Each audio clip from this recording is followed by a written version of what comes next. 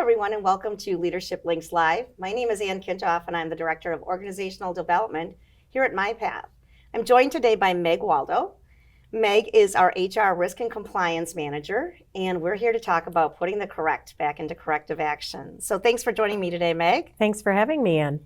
We all know that corrective action and all the steps that go into it isn't necessarily a supervisor's most favorite thing to do, but we know that it's necessary in order to maintain a healthy and engaged workforce. And so we'll just talk a little bit about kind of some of the steps and what's important around it, and a little bit more about how we make it a little bit simpler for those involved. So let's talk about when a supervisor recognizes that there's an issue with one of their employees, or somebody else brings it to their attention, that a person is either breaking policy or not living up to performance expectations, and it does seem to warrant a corrective action.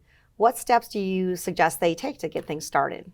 The first thing I recommend, Ann, is that they trust the report, but if they did not see or experience the situation themselves, that they verify it.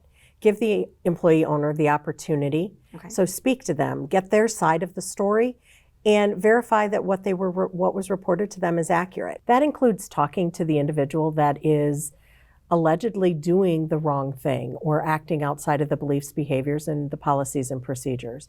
Other things they want to do is they want to verify the file. They want to connect with HR, take a look at the personnel file, find out where's that employee in the corrective action process, so they know what next step is appropriate. Okay. If they're not familiar, again, connect with HR and keep that relationship and that communication open with them. That's the best place to start. Okay. So trust and then verify. Trust and verify, right.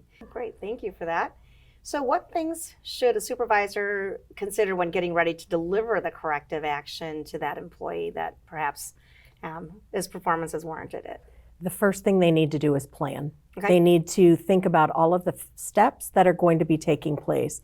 That includes logistics. Where is the meeting going to take place? What time of day is it going to take place? They want to make it convenient for the owner, but they still want to maintain that privacy. So don't do it at shift change. Allow that employee to have the opportunity to let the other staff leave while still maintaining coverage for the clients in their care. Some of the other things they want to do is have that documentation already written, assuming this isn't the first time they're talking to the employee. Right. If it's the first time they're talking to the employee owner, there wouldn't be any action that they're taking on the spot. They're doing their research. If it is written, have 2 copies, one that you're going to present to them and cover with them and that's going to get signed, and a copy they get to take back with them and leave with at that point. And then the final step that they want to do is that be prepared for questions. Before the meeting, think through, if I were in their seat, what questions would I have? That's especially important if it's a termination meeting, Ann, because the first thing someone's going to think is, well, what about my pay? What about my PTO? What about my benefits? Be prepared with a couple of those standard answers. And if they really don't know and they're not prepared, that's an okay answer, but don't renege on getting them the information if that's what you agree to do. Okay, so it sounds like planning is the key to make sure that things go at least smoothly as possible, right? It's not always good. They're not fun, they're not great meetings, but they shouldn't take a lot of time. They shouldn't be extremely stressful if you're properly planned and prepared for them. Great advice, thank you. All right, so what are some common mistakes that you see a supervisor make in the corrective action process at any step, whether it be during the investigation, the documentation, or the actual delivery of the corrective action? The biggest mistake they make, Ann, is they make the assumption that the report is accurate. And they prepare the documentation and they start to issue it to the employee without getting that employee's side. That's a huge no-no. They start doing that and that employee is now, their morale is busted. They've lost, wait, you're accusing me of this, but you haven't even gotten my side of it. Suddenly the manager or the supervisor finds themselves in a quandary. I was prepared to terminate or put them on a final warning, but now I can't even do that, so I have to gather my things and leave, and then put the employee through it again with whatever that final action may be. So the number one mistake they make is that. Some of the other mistakes are they put it off. It isn't a fun thing to do. No one wants to be that manager or that supervisor. So don't be that person. Do it quickly, be prompt, do your verification of the information, and move forward. if it truly is something egregious or willful, the employee knows it's coming, and they're just waiting, and they're waiting to see how long they can get away with it. So put them out of their misery as well and have the conversation sooner than later. And then the last thing, back to the question you just asked me, be unprepared. If you want things to be stressful, you want them to be miserable, and you don't want to be in control, go in and fly by the seat of your pants. Never a good thing. No, it is not. So that really is, that's a huge mistake that they make. They think they can just do it on the fly, and they really shouldn't. Right. So there's time and effort that needs to go into this in order to make sure. And sometimes plans change, right? Sometimes we go off in a different direction when we learn new information. But doing a thorough job, obviously, is the most important thing as well, right? Correct. Be thorough, and don't be afraid to stop. That's the other thing that I hope they take away is if they're in a meeting and new information comes to light, hit pause, ask questions about that, and tell the employee owner honestly, hey, I need to double check some things because you've brought forward information I wasn't aware of. They're going to have more respect for the supervisor doing that than the supervisor who says, oh, well, and disregards that information. So they do need to be prepared for that as well, the what if factor, that unknown. Right. Okay. All right. Well, thank you. So sometimes that situation ends up resulting in termination of the employee. And we know that that's, again, another hard situation. And when that happens, there are times when a charge is filed with either the Equal Rights Division of the state of Wisconsin or Indiana, or it might be an EEOC claim, so a federal claim, or an unemployment claim. And we know that the documentation piece of that is so important. So what kinds of things do investigators from any of those agencies look for when it comes to our documentation? The first thing they look for and they want to see are the pieces of documentation that are in the file. So the first request is for the personnel file.